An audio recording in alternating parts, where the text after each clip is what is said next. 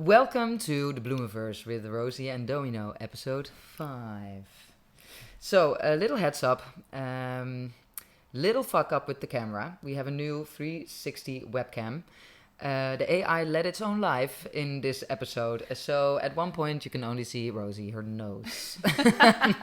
In this episode, we discuss what the goal is of our podcast, how much time we give ourselves. 6 months. Exactly. We look back after having created a podcast for 1 month. Mm-hmm. And we look back after 5 months after being let go. There's some real talk. We talk about challenges, struggles, and we take you along for the ride. Exactly. Enjoy. Let's go. If you wanna come and get it, la la la la, la la la la. It's been a while since we recorded. Yeah. So we might have to get into the flow a bit. Get into it again. Get into it. And speaking English to each other. But one difference is... Ta-ta! We're sitting in a new studio, which is very exciting. Yeah, and in my apartment this time. And we're going to be switching between your couch and my couch. Yes, and this is such a beautiful apartment. And people can't see it, but if you look outside here, it's just mesmerizing with the trees and the nature and how, I don't know. My favorite tree is right out the window. That's so beautiful. And I think that can lead us also to one thing we're going to talk about this episode, which is the challenge that we are solving, which is to hopefully... Well, we're doing this podcast for 6 months. Yeah. We've done 1 month. Yeah. And the challenge is, can we keep both our couches, each other in Copenhagen, and this podcast? Because as it stands, we're navigating, finding a next step. And let's see if we can do that with whatever we land, whilst also making a podcast, while staying true to the whole point of our podcast, which is to create actually a life that does involve enough creativity and passion and excitement in our daily life, aka job or joy of being. Love it. Joy of being. Yeah, and I think when we started... We were like, okay, let's just sit and talk and do this. But now we've really clearly, we will give this 6 months. Yeah. Now we're 1 month in. We've done quite a lot in 1 month. We will release 1 episode each week, which we've also done over the course of the last month. But that's what we're going to sustain for those 6 months. That is the goal. Yeah. But let's see if that is possible. Yeah. What we will bring in terms of content, I think, is 3 buckets. Yeah. 1 episodes where we share, this is where we are at in the journey, which we'll be doing today as well. Where do we stand now? Current affairs, kind of. And then we bring people in, which we want to show people that really can follow their dream within what they're doing and earning money with it. Yeah. And feel that they find something that is aligned with their passion. Yeah. And bring those people in and have them here on the couch with us, or maybe go to their place. We are still figuring that one out. Yeah. And then thirdly, we will take topics and do deep dives on topics that we deem relevant for this whole phase of people navigating uncertainty in the changing job market. Exactly. Which is basically what we're doing. But I think there's certain topics that we can kind of go into that complement this uncertainty. I think now is a nice time to jump into the first question of where we are now. Yeah. Since we've started the podcast. And maybe since how we look back also at these 5 months of being let go, because it can sometimes seem, based on our Instagram and how we are as people, that it's all rainbows and butterflies. I think what we bring to each other as well is that, we want to bring the real stories. We want to talk more about, also the challenges. Because that's what people are going through, and we want to be able to, for people to open up as well, to feel free to talk about it. Yeah. That's very important to us. And I feel like, what we do for each other is we do bring good spirits and energy and liveliness, and we lift each other up. Yeah. And that really supports us in the journey we're going through. But it is not only fun and colors and craziness. That's the energy we are and we find in each other. And that's what is the brand, definitely, because it's uplifting. And It's a safe definitely- space. It's a safe space. But that's why I Moving just want to forward. ask you, how have you been? And do you want to share about, how these past weeks have been for you? Yeah, I think it's been the most confronting time of my life, I think, doing this. Well, not doing this podcast. Well, it's part of it because it's very, I don't know, out of character for both of us, I think, to step into this, to sit and talk openly. Brings up a lot of emotions and feelings, but also being in a situation of being let go and trying to figure out where I'm going, I think has been very tumult. I don't know if that's the right word, but very difficult. And the last week specifically, I think because of all the uncertainty, I've had a panic attack. It really came as a shock because I didn't see it coming at all. But now looking back, I think it makes sense that it happened. But at the moment that it happened, I was so overwhelmed by why is this happening now? Because it wasn't that particular moment that I felt more overwhelmed than I've had in the last couple of months, because it's always there. But we had some busy couple of weeks in the last, week or two. We had a wedding, we were traveling, we were not at home. I had people over, my family over. And I think in the uncertainty, and what keeps happening is that in the uncertainty, if I then let go of this only structure that I have, which right now is doing this is one. This is in a way, and we talked about it as well, for us, some therapy as well. This helps us. It creates that structure that you don't have. We weren't doing that because we were both not here. We weren't recording. Then I was traveling back to my home country, and then I wasn't at home, and I felt all of a sudden like the only certainty now is, and that's even uncertain underlaying, because I don't know if I can keep paying for the rent of this house. But all that uncertainty, and then being somewhere and not working on the thing that I feel I need to work on all the time, it just I woke up feeling very anxious, very terrified, and it started to, and I got into this panic attack, which took me a couple of hours to get out. Luckily, my family was there.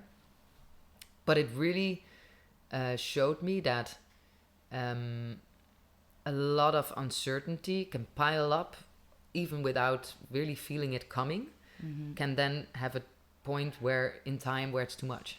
Yeah. And I know that we were both struggling in the last couple of weeks. We've had a challenging time and felt a lot of feelings coming up that were difficult.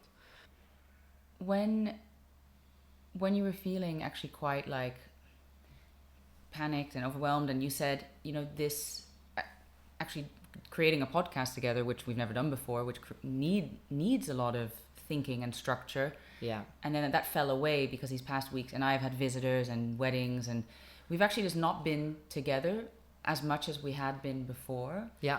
But I'm going to challenge you, because maybe someone listening is like, yeah, but you had a corporate job, and you're getting paid to, have a creative project or do whatever you want. You can actually fill in your time whatever way. How do you look at that? Yeah, because we've had that feedback literally. I had people literally telling me that. I feel that it seems like such a luxury. And of course, it's a life that you chose for yourself. But to maintain that life, because now you're tied to an apartment, for example, that costs an X amount of money, you're happy there. Can I sustain that with the choices I've made before? So the job I've had before, now I have this pay, but it runs out. You see when the end is there. Can you actually really... I get it that people say it's luxurious, and I also partly it is. I mean, it's very nice that you get time. Everybody Mhm. wants time Mhm. to make sure they can make a good next decision for what they want to do and have time to figure that out. Yeah. But I think when you're in it, the uncertainty, seeing the uncertainty coming, is very hard to just let that go and just go on a holiday Yeah. straight away when you're being let go. So I think it's a really, really good question, but I think it's not as luxurious as people also think. And in the end, I'm not saying, oh, we have it so, like, it's so hard for us because no, I also get it. There's the certainty of that pay, but Mhm. uncertainty is lingering and it is coming. So feeling like you can relax while seeing it end. And I think some people look at us and they say, yes, but you're in a very privileged part of the world. Copenhagen is beautiful and it's expensive. And, we could live. I do agree with that. I also mean, agree with I that. fully agree with that. And we could sell all of our stuff and, move to somewhere and whatever, live a far less costly life. But I Yep. think what we established also is in the midst of all this change, nothing is stable. It's kind of nice to be able to keep your home. Yeah. So the goal is not so much living this lavish, luxurious life. It No. is to keep the thing that does give us kind of this feeling of rootedness, which in my case is this couch, and in your case, your My couch. That's what, we get a luxury for an X amount of time to sustain that. Yeah. But then we do need to find a next thing. Yeah. And even though we have time, there's a limit to it. So there's a tension that we want to also talk about in this episode between, yes, you have time and the luxury of time and money, but can you really enjoy it when you don't have something new lined up? Exactly. I'm curious now for you because I know, and we talked about it in the last episode as well. You mentioned and that the view you had on being let go helped me in the beginning as well, where you said, oh, it's done for me, not to me. Mm-hmm. But I would love to discuss about the choices we've made and you've made, specifically, I think, when we were just let go. I mean, I've heard people going on a holiday straight away. We have one friend that's literally doing it right now. I'm very impressed with that. Me too. Yeah. Because in hindsight, I should have done that. Because what I did, and to talk into, I was exhilarated by being let go to begin with. And I think I said it in the last episode as well. But that phase did wear off quite quickly. But the moment that I was let go, I signed up for an intensive course online on Australia hours to learn how to set up like an online business. And it was just, and I really liked it to begin with. I was very fueled and excited, but it's so ironic looking back that I could not handle the structure of no structure one bit, that I sign up to this very intensive thing, and at the end of Google and at Google, I got a bit tired of metrics and productivity and achievement. I was like, it should be about people and who they are and not what they do. But ironically, I sign up to this course where there was a lot of metrics, there was a lot of rigidity, with good intent to help people get better. But I was like, it's hilarious. I was forcing output. You had to like write online every day, and I did that. And I really thought I had it all figured it out in like the first month. And I think my mom called me. She's like, is everything okay? Like, you've been at 9 years at Google and now you're like up all night. Don't with you all need these, to take a chill pill? Like, for real. Like, you're literally staying up during the night on Australia hours, doing this very intensive course, telling yourself it's amazing. I quit, which I think... You also normally don't do. Which I never do. So it's just really funny looking back that I was like, yay, but I created a rigid, structured hell for myself, whereas apparently I was so happy to be free from it. But then I did. You recreated it? I recreated it. But it had to do with this conditioning that you can't just, I mean, people that retire, and that's why I don't really believe in retirement, but they also struggle to go from working really hard to then having all this time and having to create, your own kind of schedule and life. And then I outsourced that for a big amount of money to this course. And then I realized this is not working for me. This was very funny in hindsight, that I saw how much unconditioning and unraveling I needed to do in myself from the structures that I had been in all my life, high school, a job. Why do you studying. think you did it in the first place? It was a coping mechanism, right? Yeah. And it's so, and and was it then to cope with not having a structure? Was it literally that, or do you think, because I think, well, you also shared your dream with me, which is starting your own company in coaching. But what was the main reason you chose to do this course? I thought I wanted to start my online business ASAP, but I think through doing this course, I realized I'm not ready to do it. No. I'm not ready to start the coaching business, to really roll it out. I think over time I realized I need a break from structures, and I actually yielded to that, which probably is something I'm very proud of in this time, because I didn't force more output, more achievement. And I think I do still want to do this, but something in me said it's not the time to immediately get into it. And also because I realized I had the luxury of some pay, some months severance. So I stopped forcing myself to do something I wasn't ready to do for the sake of, doing something. And do you regret doing it? No, I don't regret doing it, but I think in hindsight, I would have told myself, like, relax a little bit more, like, give yourself a little bit of time. Give yourself a break. But it's so, for me also, when that's also my personality, when big emotional things happen, I don't feel that they're emotional at the time. I get very problem solve mode and I get busy. It was only after like 3 or 4 months that I started thinking, wow, I have been at this company for 9 years and I put my heart and soul into it, and there's still an emotional connection, but they, still chose to not want to continue with me. So I think it just took some time for me to also allow that there had to be space for me to allow myself to feel things. And I think first I just rushed into more doing, which ironically the business I was setting up was all about slowing down to get ahead. So there as well, I was building the thing I probably needed the most myself. But and now I have slowed down. And I think back to the tension of having time and money, I think we've been really good at also enjoying and realizing how lucky we are. Definitely. Which we are. Yeah. And I think that's like the kind of polarity of what we're navigating.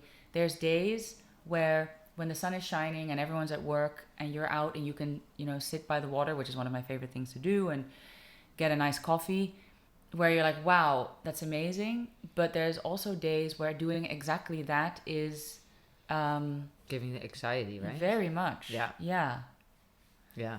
Because I feel that is definitely what came up for me, and I think it's an interesting coping mechanism that you had going into like creating that structure for yourself immediately and thinking like, I need to chase my dream now ASAP. Because for me, I think in the first 3 months, almost 3 months, maybe 2.5, I wasn't able to do anything. Like I just couldn't even, I wouldn't say I couldn't get out of bed, that I could, but I just felt defeated. Like I felt a bit like, what? So now what? Like I've created this life for myself here. I just recently been through a breakup shortly before, and I was still dealing with getting over that breakup and navigating that. Yeah. And then losing your job, it then tore away from, like, then I had even more uncertainty also about, I can also, now I have nothing tying me down here anymore. But that feeling in the beginning of the period of being let go, overshadowed even being able to get anything out of my hands, or even have the capacity in my brain to think clearly, to even know what I wanted. Yeah. And I also was at the point where I was like, what? I really want to take this time to actually, and that's also, you inspired me to do that as well, seeing you chase your dream and very clearly voicing you had this goal and you knew what you, and you know what you want in the future. And that's very inspiring for people around you. I was inspired by that, at least, hearing that. Sweet. And then seeing that, I was like, what is it actually really that I want to do? Now I have the time. I've been just going from one job to the next. Yes, I had a idea-ish of what I was good at, but I did sort of let my job description define my next step in a way, and then deciding what type of brand is of interest for me. Yeah. But now, But then you chased your dream and pitched the podcast. Yeah, yeah, true. And the pitch was terrifying. I was terrified to pitch So it to you. I remember that we were sitting in this cafe. We met, and I was like putting out these A4s with like random, I don't know, mind spinsels on it. Yeah. And I was like, yeah, I started here, and then I was thinking this, and then this came up, and you were just like, I don't know, I saw you, your first reaction was like, it's like, oh, do I dare to, like, do I want to step into actually, I mean, you had everything social media wise also closed off. Yeah. Like I was very closed. Yeah, and in general, it's like. Well, and I think that's to answer, or like to speak into what you said earlier is, Yeah. I think I go into like phases of expansion and shrinking. It's a pattern I have in life. I feel very confident, but then I get like quite demoralized and overwhelmed by people's judgments and opinions, even though I'm to some degree very good at not listening to them. But then it does get to me somehow. When you pitched the podcast, I realized, oh, that means really bringing, expressing myself in the way I express myself to you, to the world. Yeah. And I was like, ooh, I'm not sure if I somehow feel like I'm... If you're ready for that, or? Yeah, I didn't feel ready for that. But then I think that was an interesting thing and turning point in my also past months, because I was like, this is really scary. It is really scary. And, but also we have a very relevant thing to talk about. Because we see and hear it around us. Yeah, and that to me is a form of leadership, daring to step into that uncharted space and talking about it. And yeah, I think I agree. It's too important to not do talk it. about. And yeah, and I think that's our first episode was only launched 3 weeks ago. 3 weeks ago. And it's been a very interesting exercise of being okay. I mean, we're in a very intimate space talking to each other. Yeah. Not that we have millions of followers, but it's still very... I went to 2 weddings in the past 10 days. Yeah. And everyone knew. Yeah. Or like... What did you think when people were like... Because, we had comments as well at one wedding where we were together. We both reacted differently. I think you were more like, what? And I was more like, oh my God. Because what happened was that we were looking for some of our stuff, right? Yeah. Because it was really cool. We had a wedding from people that we met here, but they are Dutch. So we were going to the Netherlands for this wedding, and we're both Dutch, which is so cool because we went there with a part of our Danish crew to the Netherlands, and that was a super fun experience to have, to be there with the group that you know from here. Yeah. Then we had to wear these chaotic tropical headpieces, and everybody did amazing jobs in terms of that. Especially you, all the flowers in that hat that you handmade. Crafty lady. I also have to give some credit to my mom. Mom, thank you. But we were looking for them. We had to wear those. And then there was someone, and he was like, hey, you girls, are you looking for the microphone? Maybe. And we were like, what? And it's someone I don't know. Like, you know who he is. Yeah. But he made that comment, and we were like, yeah. And I was more like, hey, nice, a listener. And you were more like, fuck. He knows. And it's like more and more when we are at places, People Yeah. know. Yeah. And it's weird. And I love it in a way. But it's also like you don't really think about it so much. Like you're doing it and slowly you're like, hey, cool, what I saw.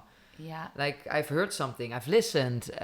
What do you think about it? How do you feel when you hear that? I think this is for another episode. I think it just it ties into my fear of just being exposed. I think I have this weird. I feel like I'm very invisible. Yeah. So then when. Another myth.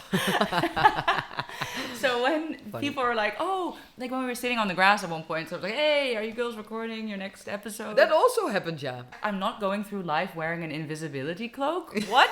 This is new to me. Best magic trick ever. That invisible cloth, I want to have. Yeah, me too. I want to have it. Where do we get it? If you could say, like, name one thing from Harry Potter that you want in your life, it would be that. Yeah, or for that, me, or the flying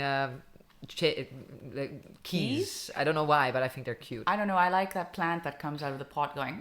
Oh, of course. Not very handy though. No, what can you do with it? Just like in case you're already anxious, just Yeah. take the plant out of the pot and get even more anxiety. Yeah, actually, Yeah. speaking of anxiety, I think I Yes. should be honest about that. I think there's more to say. Well, I think you've been very vulnerable in sharing that you had a panic attack. I think I should be honest in sharing that even though I have a very, from what I hear, like this confident demeanor and can-do attitude, I wake up with anxiety every morning. It's this thing I've learned to deal with, but and I love life. How do you deal with it? Well, the tactics change. Okay. Yeah. It depends a little bit on where I am in life. Like when I was working a lot, it helped to just go for a run immediately. Okay. And clear my head before I needed to go to work. But that's sometimes quite a hard,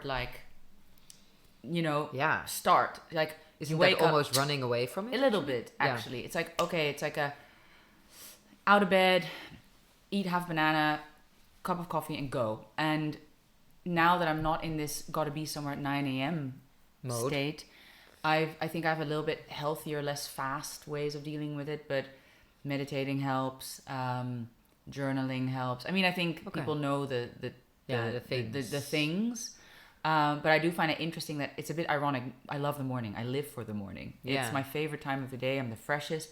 But it does start with Anxiety. actually haste. I feel haste to do stuff. And I feel there's so much I want to do in this life.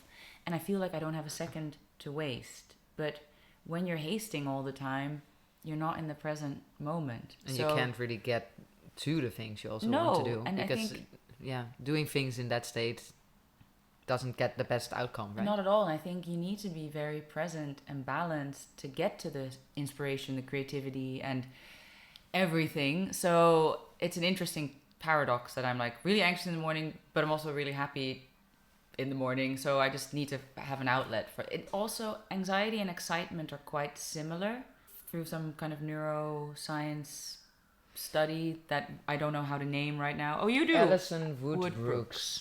Yeah. We wrote this one down because I came across it when talking about, the anxiety that I felt that then resulted in the panic attack that I had. And I was looking into more things and more in the last week because, of course, it's something you don't want to happen again. Yeah. Then I came across this. She said, when you feel anxious, uncertain, have lack of control, or you panicked, our body and minds often tell us to try and calm down. People say like, okay, relax, you're in this state, like calm down. But the trying to calm down is the hardest thing to do if you're in that state of mind. Yeah. So what she is saying, which I thought was interesting, she's saying that it's very hard to do, and this is actually it's actually a lot easier and more effective to take that high arousal emotion of anxiety and reframe it as excitement, because excitement is also a high arousal emotion. Yeah. So instead of fighting it, you try to redirect it to another type of, you try to redirect it to excitement instead of anxiety. I think if I would have tried to tell myself that when I was in the state I was in the last week, I don't know if that, because there's so much uncertainty, how can that be excitement? Well, I'm now thinking out loud. I'm just thinking like, well, it could be excitement because there's so much unknown and the world is open to me. There's that blank canvas. There's opportunity.